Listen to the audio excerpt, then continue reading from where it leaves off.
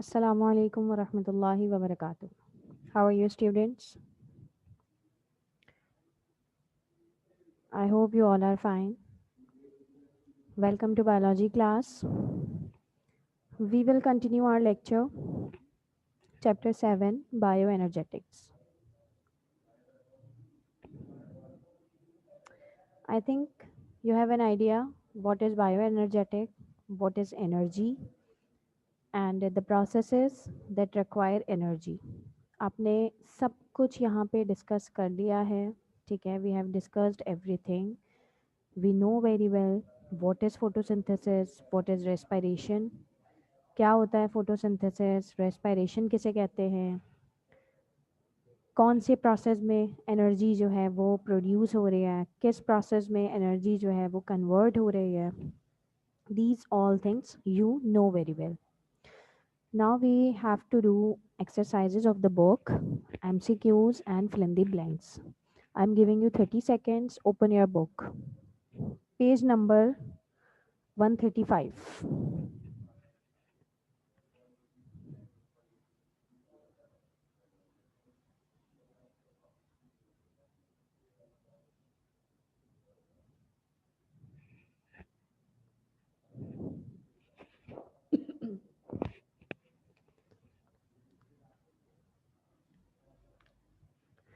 Okay, Ramin, I will give you, but remind me.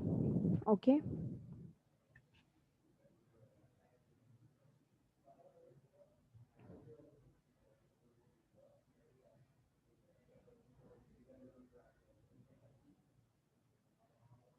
Yes. Have you opened the book?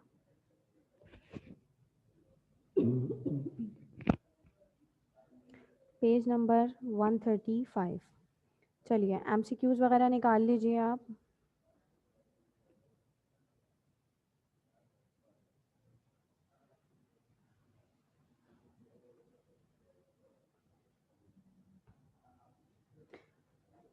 First, in an oxidation process, 14135 kilojoule energy is released. How many moles of glucose consumed during this process? Oxidation के process में इतनी energy release हो रही है, ठीक है? तो glucose के आपको मोल्स मालूम करना है. आपको पता है ना कि 1 मोल्स ऑफ ग्लूकोज, याद आया आपको कुछ? एटीपी का टॉपिक देख लिया. 1 मोल ऑफ ग्लूकोज से हमें जो है वो कितनी एनर्जी मिलती है? 2827 किलो जूल. ठीक है, तो अब आप इसका हिसाब लगा सकते हैं. ये कैलकुलेटर से सॉल्व होगा, मैथ्स का क्वेश्चन है ये. ठीक है, 2827 किलो जूल एनर्जी मिलती है 1 मोल से. तो 14135 किलो जूल कितने मिलेगी? आपने 1 को डिवाइड करना है 2827 से और मल्टीप्लाई करना है 14135 से. करके देख लीजिए अभी.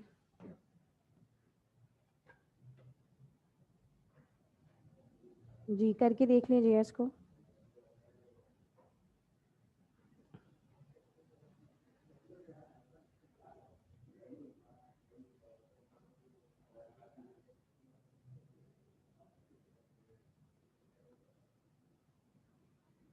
Is that clear? किसको अगर नहीं समझ आया तो वो पूछ सकता है. ठीक है, ये कंसेप्ट इन्होंने एटीपी के टॉपिक से लिया है कि ग्लूकोज के एक मोल से हमें मिलती है 2827 किलो जूल एनर्जी. तो अगर इतनी एनर्जी है तो वो ग्लूकोज के कितने मॉलिक्यूल से मिलेगी? ठीक है, तो 5 इसका आंसर है, ऑप्शन सी. रामीन, आपने एटीपी का टॉपिक जो है वो अटेंड किया था? जो एटीपी है ना, ठीक है, how ATP is form from the ADP. उस टॉपिक में वैल्यू दी हुई है कांस्टेंट पर मोल 2827 किलो जूल एनर्जी है. ठीक है, वो एनर्जी ग्लूकोज का 1 मोल देता है. तो अब यहाँ इन्होंने एनर्जी दी हुई है और मोल्स ऑफ ग्लूकोज पूछे हैं. तो जैसे हम मैथ्स में करते हैं, आप कॉपी पे अगर इसको लिखेंगे किस तरह लिखेंगे? 2827 kilo joule energy is produced by 1 mole of glucose. ठीक है, तो नेक्स्ट लाइन में आप क्या लिखेंगे? 14135 किलो जूल एनर्जी. अब मोल्स आपको निकालने हैं ग्लूकोज के. आपने केमिस्ट्री में इस तरह के क्वेश्चंस किए होंगे ना कि आपको मोल्स फाइंड आउट करने होते हैं. ये वही मेथड है. ठीक है, नेक्स्ट है आपका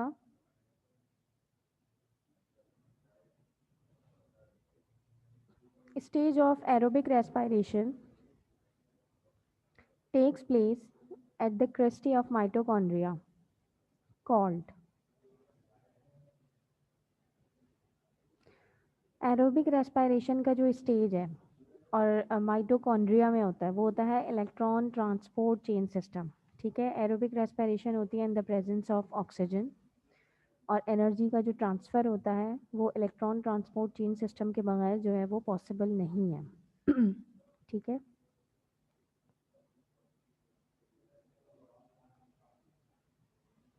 next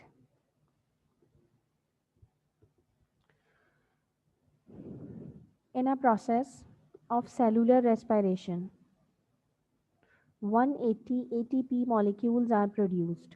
How many moles of glucose consumed during this process? Cellular respiration के प्रोसेस में 180 एटीपी के मॉलिक्यूल्स जो हैं वो प्रोड्यूस हो रहे हैं, तो आपसे ग्लूकोज पूछा है कि कितने मोल्स होंगे। एटीपी के 180 मॉलिक्यूल्स प्रोड्यूस हो रहे हैं। अब जल्दी से ज़रा मुझे बता दीजिए इसका आंसर क्या होना चाहिए। आपको समझ में आया ये कैसे हो रहा है?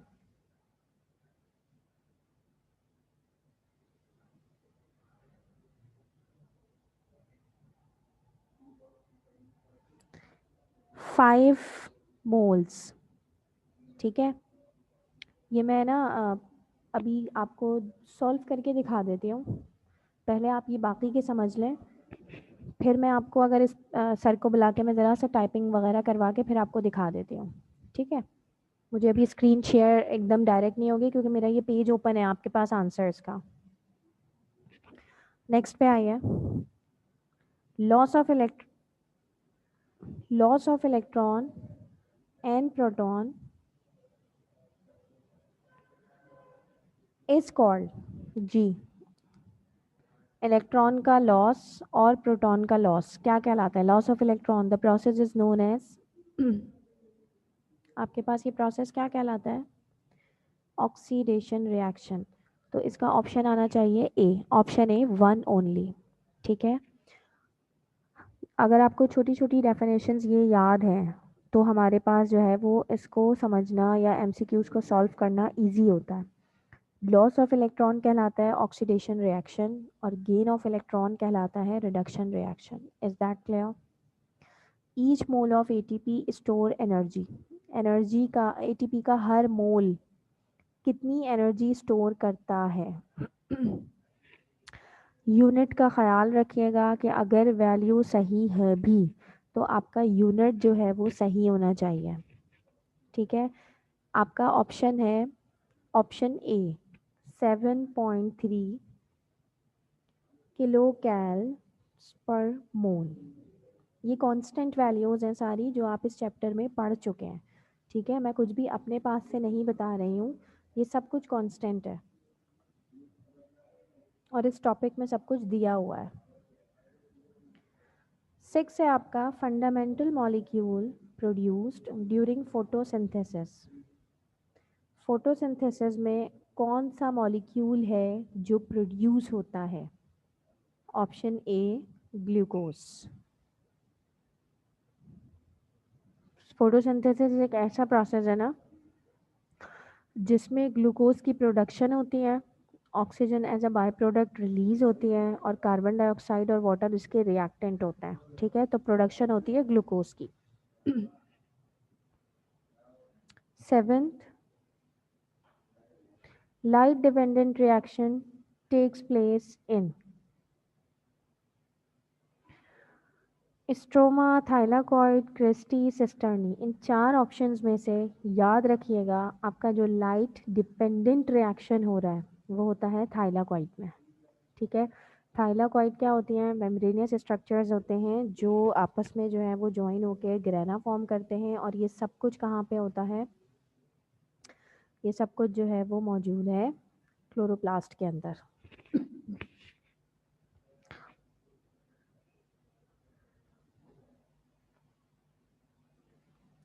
Eighth, reaction in which solar energy is transferred to glucose from ATP and NADPH2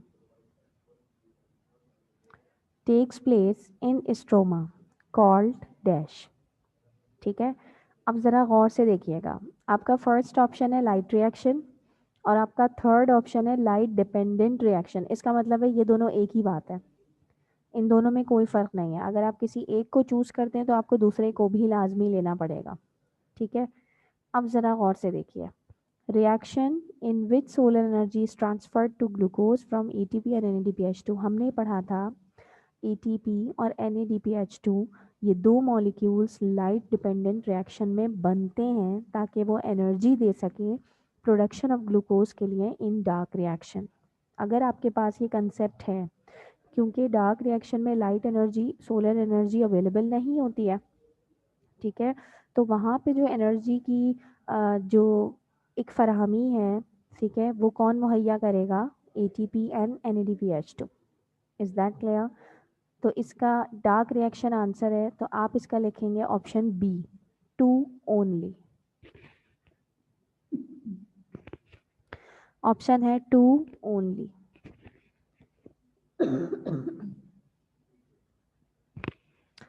ninth है आपके पास splitting of water in the presence of light. ये सीधी सीधी डेफिनेशन है, किस चीज़ की डेफिनेशन है? लाइट की प्रेजेंस में वाटर का ब्रेकडाउन। फोटोसिंथेसिस में एक स्टेप होता है ये, and this is known as photolysis. Lysis कहते हैं ब्रेकडाउन और photo means light. In the presence of light जब वाटर का ब्रेकडाउन होता है तो हम उसको कहते हैं फोटोलाइसिस।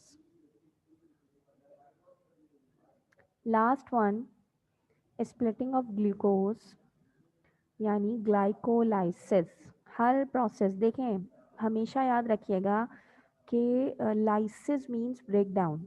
मैंने आपको ये फिजिकल क्लासेस में भी एक्सप्लेन किया था कि by seeing definition, by seeing a word, you can have an idea, you can have an idea about that word कि what is given in that definition, in that word.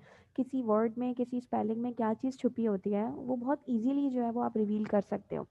Lysis का मतलब है breakdown और glyco indicate करता है glucose को, तो glucose की ब्रेकडाउन के लिए, उसकी स्प्लिटिंग के लिए हम यूज़ करते हैं ग्लाइकोलाइसिस। ये एक कंप्लीट प्रोसेस है। Release small amount of energy which is enough to generate. Glucose का मॉलिक्यूल जब टूटता है और एनर्जी रिलीज होती है तो हमेशा याद रखिएगा कि 2 एटीपी के मॉलिक्यूल्स जो हैं वो रिलीज़ होते हैं। ठीक है, ये सारी चीज़ें हमारी जो हैं वो एटीपी के टॉपिक से रिलेटेड हैं। एटीपी जो है वो वहाँ पे उस टॉपिक में ये सब कुछ गिवन है। Is that clear? आप अच्छे से इसको पढ़ लीजिए एक दफ़ा, अगर कोई भी कंफ्यूजन है तो देख लें। ये सारे आपके टॉपिक्स में गिवन है और मुझे खुशी होगी कि अगर आप जो भी ब्लैंक देख रहे हैं, जो भी एमसीक्यूज या फिल इन द ब्लैंक्स पे भी हम आएंगे, आप उसको टॉपिक पे जाके एक दफ़ा पढ़ लें, रिलेट कर लें, you will never forget this. Is that clear?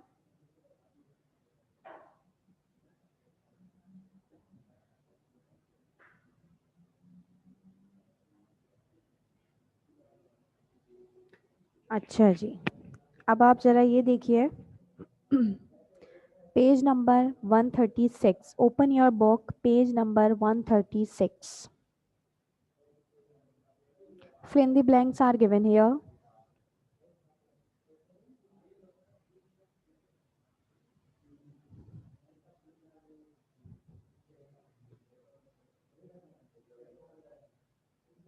जी, अब मुझे आप बताएंगे फिल इन दी ब्लैंक्स, ठीक है, फिर मैं आपको आंसर शो करूंगी। पहले ही मुझे आंसर सेंड कर दीजिए उसको पढ़ के। Page number 136, fill in the blanks. The first one is the only source of energy on earth. हमारी ज़मीन पे एनर्जी की सिर्फ एक सोर्स है और वो क्या है? Yes, you are right, son. Excellent, very good answer, son. सबने पार्टिसिपेट करना है। I got only 3 answers and 3 are correct. Second, conversion of free energy into different forms by living organism is called. ये definition है।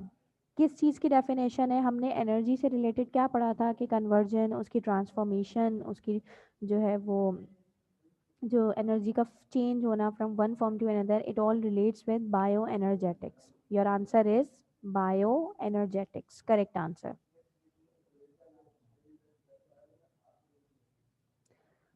Now the third is in living organisms energy is stored in a special molecule. Living organism में जो भी respiration के result में energy produce होती है, वो एनर्जी स्टोर होती है एक मॉलिक्यूल में, and that molecule is known as. Mubashra, molecule कहा है बेटा मैंने, ऑर्गेनल नहीं कहा। आप उस वर्ड को क्लिक किया करो, ठीक है। मॉलिक्यूल का मतलब है कोई समथिंग, आपका वो नहीं है कोई ऑर्गेनल। माइटोकॉन्ड्रिया इज ऑर्गेनल, ठीक है। ATP is molecule. Ataur Rahman and Ramin Aslam, you both are correct. Yes. Fourth one is plant utilizes simple inorganic molecules, carbon dioxide and water to prepare. ज़रा सा अगर आप गौर करें तो प्लांट कार्बन डाइऑक्साइड और वाटर को किस लिए यूज़ करते हैं फोटोसिंथेसिस के प्रोसेस में? तो ऑब्वियसली वो क्या प्रिपेयर करते हैं? Yes, Ataur Rahman, you are correct. Glucose and oxygen आपने दोनों मेंशन करने हैं रामीन बेटे, ठीक है। क्योंकि ऑक्सीजन प्लांट के लिए बाय प्रोडक्ट है, लेकिन हमारे लिए हमारी लाइफ की तरह है। अगर हमारे लिए ऑक्सीजन अवेलेबल नहीं होगी, we can not respire at all, we can not breathe at all, ठीक है। तो you have to mention glucose and oxygen. Fifth is feeding sequences and relationships are called dash. Yes, who is going to give the answer for this? इसका मतलब ये है कि living organisms जो ग़िज़ा हासिल करते हैं, जो खुराक लेते हैं, फीडिंग सीक्वेंस जो है ना उनका, एक ऑर्गेनिज्म को दूसरे ने खा लिया, दूसरे ने तीसरे को खा, दूसरे को तीसरे ने खा लिया, इस तरह से एक चेन चलती है। What is called food chain, correct answer. Answer is food chain. Sixth is photosynthesis is the only process which produces free oxygen by splitting dash. जी क्या आंसर होगा इसका? फोटोसिंथेसिस एक ऐसा प्रोसेस है जिसमें से फ्री ऑक्सीजन रिलीज होती है। वो ऑक्सीजन आती कहाँ से है? वाटर की स्प्लिटिंग से, ठीक है। Splitting of water. फोटोलाइसिस का प्रोसेस अभी आपने एमसीक्यूज में पढ़ा कि वाटर की ब्रेकडाउन होता है, स्प्लिटिंग होती है इन द प्रेजेंस ऑफ लाइट। उसके रिजल्ट में ऑक्सीजन रिलीज होती है। ये वही ऑक्सीजन है जिसको प्लांट्स जो है वो अपने स्टोमेटा से रिलीज करते हैं ताकि हम इसको यूटिलाइज कर सकें for our life. Answer is water.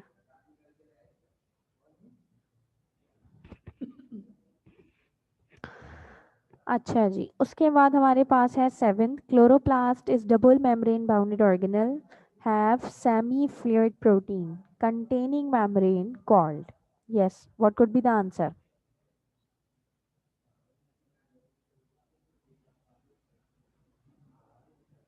Chloroplast एक डबल मेम्ब्रेन ऑर्गेनल है, ठीक है, ये बात हमें पता है, लेकिन इसमें semi fluid protein containing membrane होती है। मेम्ब्रेन से रिलेटेड क्या पढ़ा था आपने?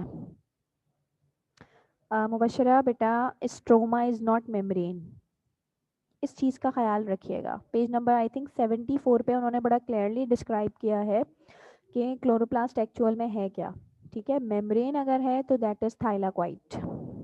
Answer is थाइलाक्वाइट।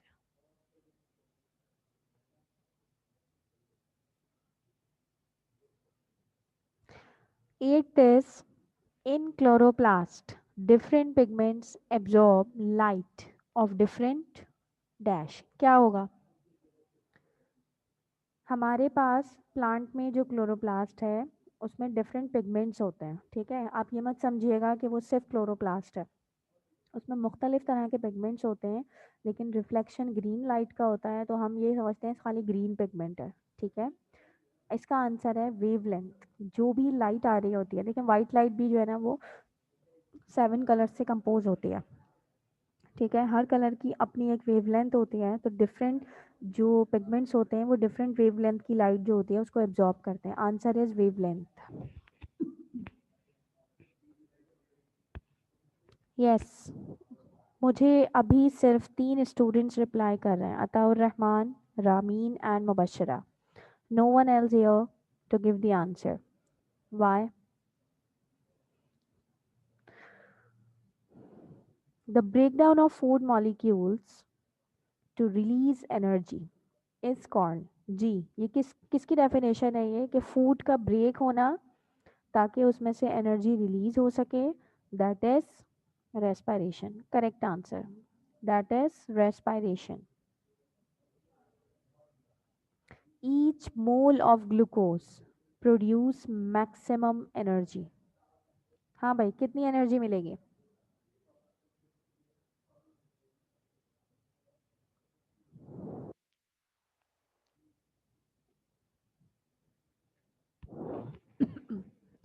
जल्दी से बताइए, इसका आंसर क्या होगा? रामीन, आंसर देख लो बेटा। पॉइंट नहीं है, ठीक है। 2827 kilo joule. There is no decimal here. इस वैल्यू में डेसिमल नहीं है, चाहो तो बुक से इसको कंफर्म कर लो। 2827 है, ठीक है। आप यहाँ लिखिए 2827 किलो जूल। डन। चलिए अब अपने आंसर्स मैच कर लीजिए। आपने बुक का पेज नंबर 136 ओपन किया है, ठीक है। आप अपने आंसर्स मैच कर लीजिए, then I will continue my lecture.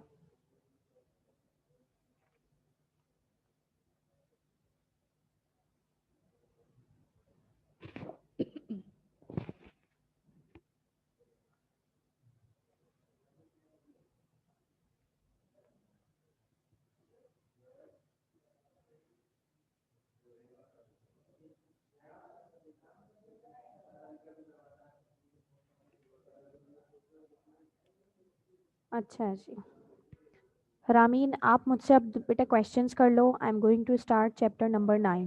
तो before going to start chapter 9 पहले मैं आपके क्वेश्चंस सुन लूँ, ठीक है। उसके बाद हम चैप्टर 9 स्टार्ट करेंगे। I am waiting for your questions. Hurry up.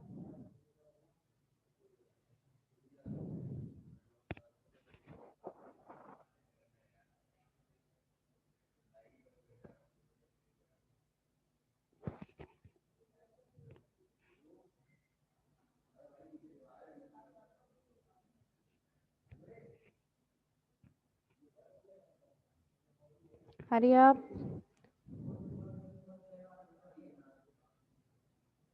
अच्छा रामीन, ये वाला जो मतलब एक टॉपिक है ना पूरा बेटा, आपने ये 2 क्लासेस अटेंड नहीं की थी, ठीक है। बस आप इतना समझ लीजिए कि हमने जो भी ये प्रोसेसेस पढ़े हैं ना, फोटोसिंथेसिस और रेस्पिरेशन, ठीक है। तो ये एनर्जी के ट्रांसफ़र को शो कर रहे हैं, ठीक है। एनर्जी की कन्वर्जन को शो कर रहे हैं from one form to another. जैसे फोटोसिंथेसिस में लाइट एनर्जी केमिकल में चेंज हो गई, समझ रहे हो ना मेरी बात, ठीक है। तो ये जो एनर्जी का कन्वर्जन है, ये इलेक्ट्रॉन ट्रांसफ़र के बगैर नहीं होता, ठीक है। यहाँ 2 प्रोसेसेस इन्वॉल्व हैं। एक कहलाता है ऑक्सीडेशन प्रोसेस, जो अभी आपने एमसीक्यूज में भी फिल किया कि लॉस ऑफ इलेक्ट्रॉन। इसका मतलब ये हुआ कि अगर कहीं से इलेक्ट्रॉन लॉस हो रहा है तो वहाँ प्रोसेस हो रहा है ऑक्सीडेशन का। और इसका मतलब ये हुआ कि वो इलेक्ट्रॉन अपने साथ एनर्जी लेके वहाँ से निकला है, ठीक है। अब वो इलेक्ट्रॉन कहीं तो ऐड होगा ना किसी सिस्टम में जाके, किसी ना किसी मॉलिक्यूल में जाके, ठीक है।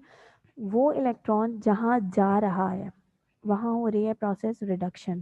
क्यों? Gain of electron is called reduction. तो अगर इलेक्ट्रॉन का गेन हो रहा है the process is known as reduction. और इस प्रोसेस में होता क्या है कि वो इलेक्ट्रॉन एनर्जी यहाँ लेकर आया है, ठीक है। इसका मतलब है एनर्जी गेन हुई है उस उधर। Is that clear? तो बेटा ये जो इलेक्ट्रॉन ट्रांसपोर्ट सिस्टम है, ये इसके बगैर इलेक्ट्रॉन का ट्रांसफ़र नहीं होगा।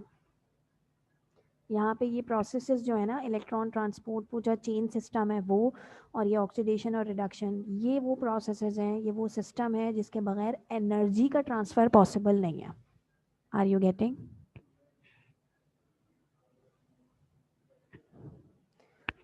Page number 125. Okay, let me open book. हाँ बताइए कहाँ, पेज नंबर 125.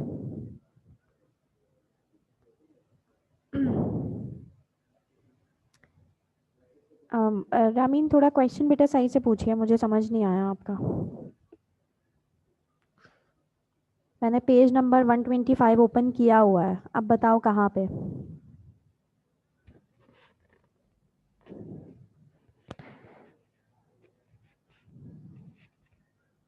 हाँ मैं आपको यही तो समझा रही हूँ कि ये जो इलेक्ट्रॉन ट्रांसपोर्ट सिस्टम है ना, ये इसके बगैर इलेक्ट्रॉन का वो नहीं होता भाई. देखो ये कुछ इम्पोर्टेंट जो है वो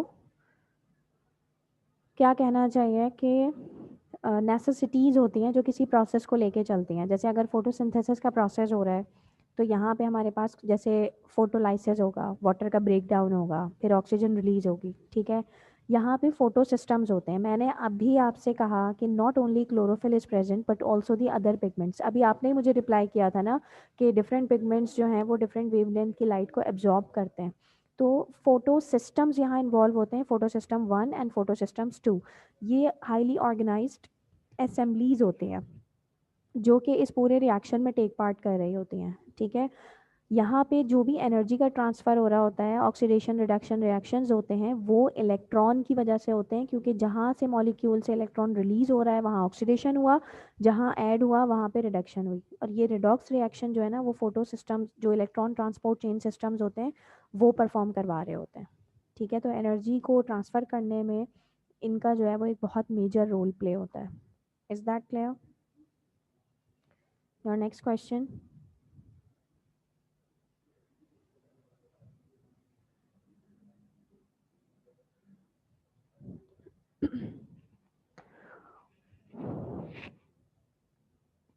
एनी अदर?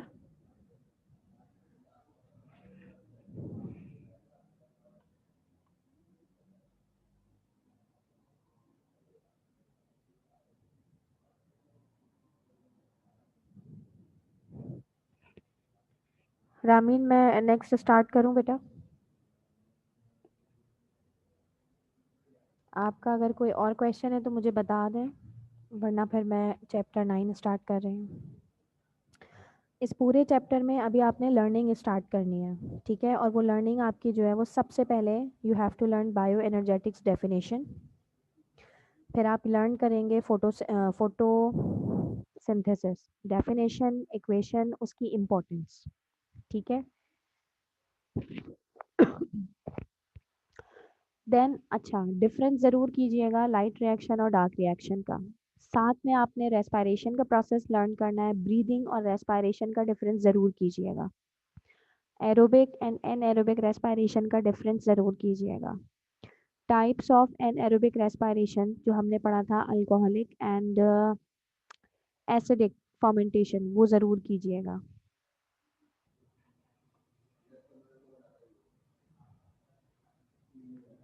मैं आपको बेटा रिड्यूस सिलेबस के हवाले से ही बता रही हूँ. रिड्यूस सिलेबस में जो है ना चैप्टर 7 कंप्लीट शामिल है. ठीक है, उसमें उन्होंने 3 चीज़ें दिया, एक बायो एनर्जेटिक्स और एटीपी. स्टार्ट के 2 हमारे पास पैराग्राफ्स उसी के हैं. फोटोसिंथेसिस और रेस्पिरेशन का प्रोसेस दिया है, तो इसमें से आप कुछ भी जो है वो डिडक्ट नहीं कर सकते. ठीक है, आप उसी के हवाले से याद कीजिएगा. लेकिन जब आप उसको देखेंगे अच्छे तरीके से तो आपको लगेगा कि चैप्टर 7 एटलीस्ट आपको पूरा करना है. कुछ चैप्टर्स में से आप स्किप कर सकते हैं. Is that clear? रामीन आप मुझे एक मैसेज सेंड कर दो बेटा, आपको अब कोई कंफ्यूजन तो नहीं है?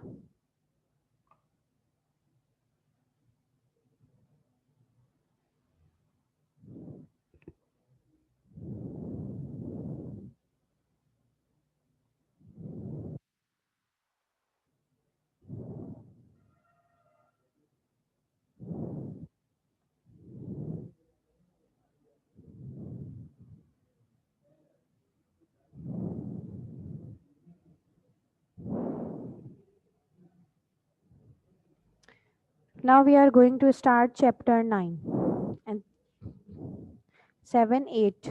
Chapter 8, that is nutrition ji,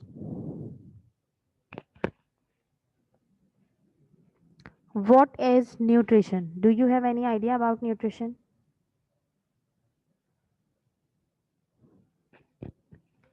Nutrition is a process by which organisms obtain and use the nutrients required for maintaining life. It's called nutrition. Nutrition एक ऐसा प्रोसेस है जिसके थ्रू जो भी ऑर्गेनिजम्स होते हैं वो न्यूट्रिएंट्स ऑब्टेन करते हैं जो उनकी लाइफ के लिए ज़रूरी हैं। ठीक है, जो कुछ भी आप खा रहे हैं ना वो आपकी लाइफ के लिए इम्पोर्टेंट है। अब चाहे वो फ्रूट्स हों, वेजिटेबल्स हों, मीट हो, पल्सेस हों, दालें हैं, सब्जियां हैं, गोश्त है, एवरीथिंग इज़ इम्पोर्टेंट। किसी से आपको जो है वो प्रोटीन्स हैं, फैट्स हैं, कार्बोहाइड्रेट्स हैं, विटामिन्स हैं, मिनरल्स हैं, वाटर है, फाइबर है, यू नीड एवरीथिंग। और ये सारी चीज़ें आपको किस में मिलती हैं? न्यूट्रिएंट्स में। और वो जो प्रोसेस है जिसके थ्रू आप ये ले रहे हैं, the process is known as nutrition. So what are nutrients? Food containing essential substances that our body needs in order to grow and stay healthy are called nutrients. कुछ ऐसे एसेंशियल सब्सटेंसेस होते हैं जो हमारे फूड में मौजूद होते हैं और हमें उनकी ज़रूरत होती है अपनी बॉडी की ग्रोथ के लिए। अगर हमें हेल्दी रहना है, अगर हमें ग्रो करना है, तो हमें जिन सब्सटेंसेस की ज़रूरत पड़ती है और वो हमारे फूड में मौजूद हैं। ठीक है, जैसे हम फ्रूट्स ले रहे हैं, हम वेजिटेबल्स ले रहे हैं, इनके अंदर ऐसे बहुत से इंग्रेडिएंट्स होंगे, इनके अंदर बहुत से ऐसे सब्सटेंसेस होंगे जो हमें फिट रखते हैं, हमें हेल्दी रखते हैं। ठीक है, लेट्स सपोज जैसे सिट्रस फ्रूट्स हैं, ऑरेंजेस हैं, लेमन है, अगर हम इनका इस्तेमाल ज़्यादा रखते हैं तो हमारे अंदर एक एबिलिटी बढ़ जाती है कि अगर कोई वूंड या इंजरी होती है तो वो जल्दी हील हो जाता है। इनमें ये एबिलिटी होती है। ठीक है, तो हर चीज़ का जो है वो अपना एक बेनिफिट होता है और जब हम अच्छी ग़िज़ा लेते हैं तो वो बेनिफिट जो है वो फिर हमारी लाइफ को अफेक्ट करता है, हमें सेहत हम सेहतमंद रहते हैं बेसिकली।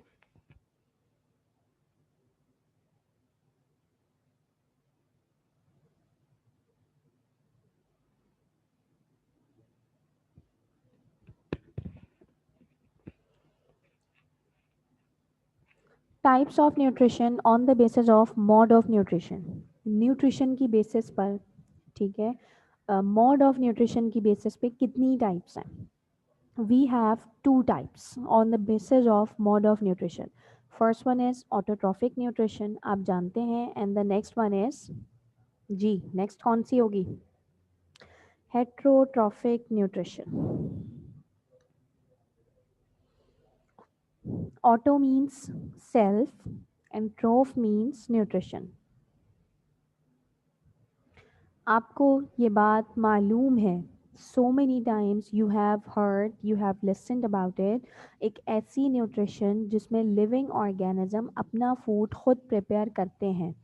उनमें ये एबिलिटी होती है कि वो इन ऑर्गेनिक सब्सटेंसेस को यूज़ करते हुए अपना ऑर्गेनिक फूड प्रिपेयर करें।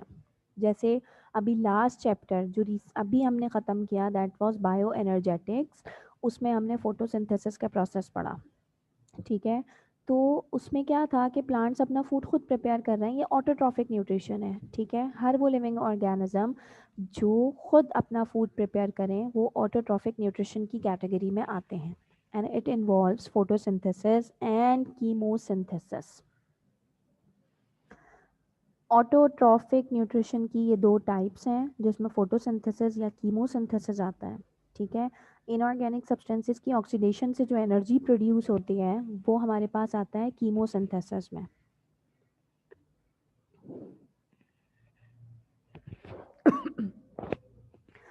The best example is plant. वैसे तो हमारे पास और भी बैक्टीरिया भी होते हैं, ठीक है, एल्जी भी होते हैं जिनमें फोटोसिंथेसिस का प्रोसेस होता है और वो ऑटोट्रॉफिक न्यूट्रिशन को शो करते हैं। लेकिन हमारे पास जो most familiar most common example है that is plant, and you can see arrow here. आपके पास सनलाइट यहाँ से लीव्स को मिल रही है, कार्बन डाइऑक्साइड एटमॉस्फेयर से लीफ में एंटर हो रही है, और while water from the roots वो एंटर होता है सॉइल से प्लांट को। जिसके रिजल्ट में फोटोसिंथेसिस अगर स्टार्ट हो गया और ऑक्सीजन और ग्लूकोज बनना शुरू हो गया, तो यू कैन सी हियर कि लीफ से ही बाहर हमारे पास जो है वो ऑक्सीजन रिलीज हो रही है. I think you don't have any confusion in this process.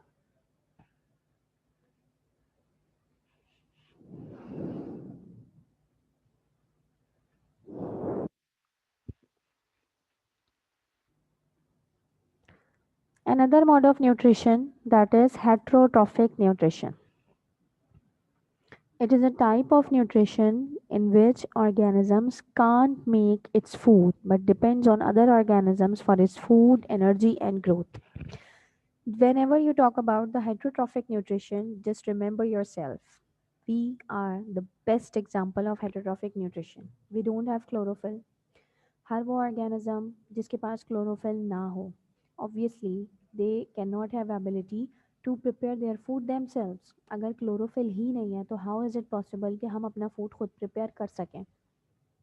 वो तमाम लिविंग ऑर्गेनिजम्स जो इतनी सलाहियत नहीं रखते, they don't have ability to prepare their food themselves, कि वो अपना फूड खुद प्रिपेयर कर सकें, बल्कि वो अपनी ग्रोथ के लिए, एनर्जी के लिए, फूड के लिए वो जो है वो डिपेंड करते हैं अदर लिविंग ऑर्गेनिजम्स पे. ठीक है, तो वो हमारे पास आते हैं हेट्रोट्रॉफिक न्यूट्रिशन की कैटेगरी में. और जिसकी बेस्ट एग्जांपल हमारे पास क्या है, एनिमल्स हैं. जिसकी बेस्ट एग्जांपल हमारे पास ह्यूमन है. You can C in this diagram.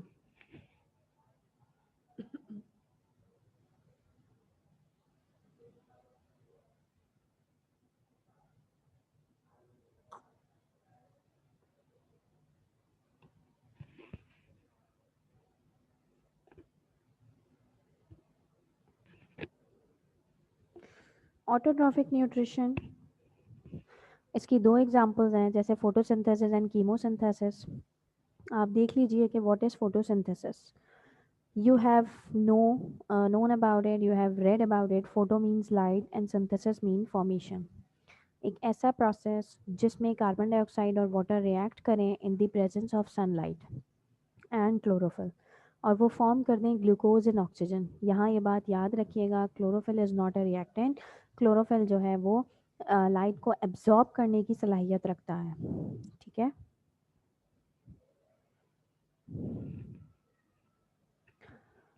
It is a process in which light energy is converted into chemical energy. हमारे पास फोटोसिंथेसिस एक ऐसा प्रोसेस है जिसमें सनलाइट, लाइट एनर्जी का जो कन्वर्जन होता है बेसिकली वो होता है ग्लूकोज यानी केमिकल एनर्जी में. जो ग्लूकोज फोटोसिंथेसिस के प्रोसेस में बनता है, that glucose is utilized in most of the metabolism of the plant to produce secondary products like starch and other polysaccharides. Always remember कि ग्लूकोज की प्रोडक्शन के बाद वो ग्लूकोज जब प्लांट की बॉडी में स्टोर होता है तो वो एक पॉलीमर बनाता है, मतलब एक लार्ज मॉलिक्यूल बनाता है, एक कॉम्प्लेक्स मॉलिक्यूल जिसको हम स्टार्च कहते हैं. अगर वो स्टार्च बन रहा है या दूसरे पॉलीसेक्राइड्स, पॉलीसेक्राइड्स यानी कार्बोहाइड्रेट्स बन रहे हैं, तो वो उसी ग्लूकोज से बन रहे होते हैं. प्लांट के मेटाबॉलिज्म में ये ग्लूकोज बहुत इंपॉर्टेंट रोल प्ले करता है क्योंकि it is considered as food of the plant. Is that clear? तो यही जो ग्लूकोज है, इसी से हम बहुत प्लांट जो है वो बहुत कुछ सिंथेसाइज कर रहे होते हैं, बहुत कुछ प्रिपेयर कर रहे होते हैं, और फिर प्लांट्स अपनी बॉडी के लिए कार्बोहाइड्रेट्स, फैट्स, प्रोटीन्स और न्यूक्लिक एसिड्स को जो है वो यूज़ करते हैं. अगर फोटोसिंथेसिस नहीं होगा, अगर प्लांट का फूड प्रिपेयर नहीं होगा, how is it possible to make these kind of substances. यही ग्लूकोज जो फोटोसिंथेसिस के प्रोसेस में बनता है उसको रेस्पायरेशन की प्रोसेस में इस यूज़ किया जाता है as a reactant for the production of energy. Always remember कि अगर ग्लूकोज प्लांट्स में बना है, green parts of the plant यानी लीव्स में बना है, तो होगा क्या कि प्लांट्स भी तो लिविंग ऑर्गेनिजम्स हैं और प्लांट्स के सेल्स को भी रेस्पायरेशन की ज़रूरत पड़ती है. ठीक है, तो अगर प्लांट्स के सेल्स को रेस्पायरेशन की नीड है तो यही ग्लूकोज तो बर्न होगा जो एनर्जी प्रोड्यूस कर सके प्लांट्स के मेटाबॉलिज्म के लिए।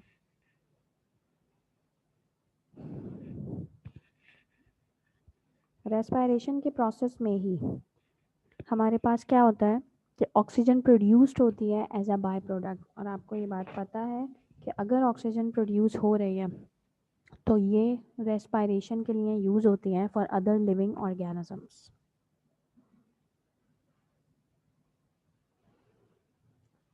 फोटोसिंथेसिस एक ऐसा प्रोसेस है जो बैक्टीरिया में, एल्गी में, प्लांट्स में और प्रोटोजोआन्स में होता है।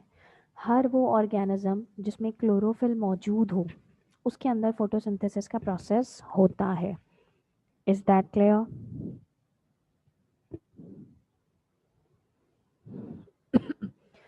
फोटोसिंथेसिस का नाम लेते ही हमारे माइंड में प्लांट आता है, लेकिन ये याद रखिएगा कि प्लांट के अलावा बैक्टीरिया, एल्गी, प्रोटोजोआन्स, हर वो लिविंग ऑर्गेनिज्म जिसमें क्लोरोफिल मौजूद है उसमें फोटोसिंथेसिस मस्ट होगा।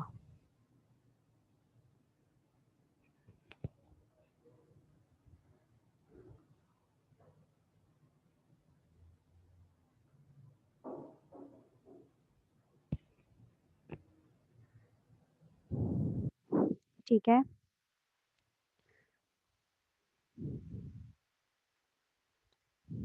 मैं अभी अपना लेक्चर यहीं पे कंटिन्यू करती हूँ।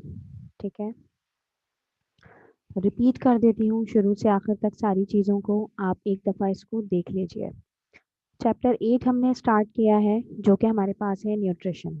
न्यूट्रिशन किसे कहते हैं? एक ऐसे प्रोसेस को जिसमें ऑर्गेनिजम्स अपना फूड और न्यूट्रिएंट्स ऑब्टेन करते हैं अपनी लाइफ के लिए, ताकि उसको मेंटेन रख सकें। लेकिन न्यूट्रिएंट्स होते क्या हैं? न्यूट्रिएंट्स ऐसे सब्सटेंसेस होते हैं जो हमारे फूड में मौजूद होते हैं, जिन जो हमें एनर्जी प्रोवाइड करते हैं, जो हमारी ग्रोथ में हेल्प करते हैं, जो हमें फूड की फॉर्म में अवेलेबल होते हैं। Is that clear? अगर हम देखें कि मोड ऑफ न्यूट्रिशन मतलब किस तरह के किस तरह से कोई भी लिविंग ऑर्गेनिज्म अपना फूड ऑब्टेन कर सकता है, वो दो होते हैं। एक होते हैं autotrophic nutrition, second one is heterotrophic nutrition. Autotrophic nutrition का मतलब ये है कि ऑर्गेनिजम्स जो हैं वो खुद ही अपना फूड जो है वो प्रिपेयर कर सकते हैं। ये काम वो ऑर्गेनिजम्स करेंगे जिनमें क्लोरोफिल मौजूद होगा। If organisms don't have chlorophyll, they don't have ability to prepare their food themselves. ठीक है, तो ऑटोट्रॉफिक दो processes like photosynthesis and chemosynthesis. हमारे जहन में सिर्फ और सिर्फ प्लांट्स आते हैं, not only plants but also microorganisms, but also algae and fungi, not fungi, algae and protozoans can do this process. The another process is heterotrophic nutrition, और heterotrophic nutrition एक ऐसा process है जिसमें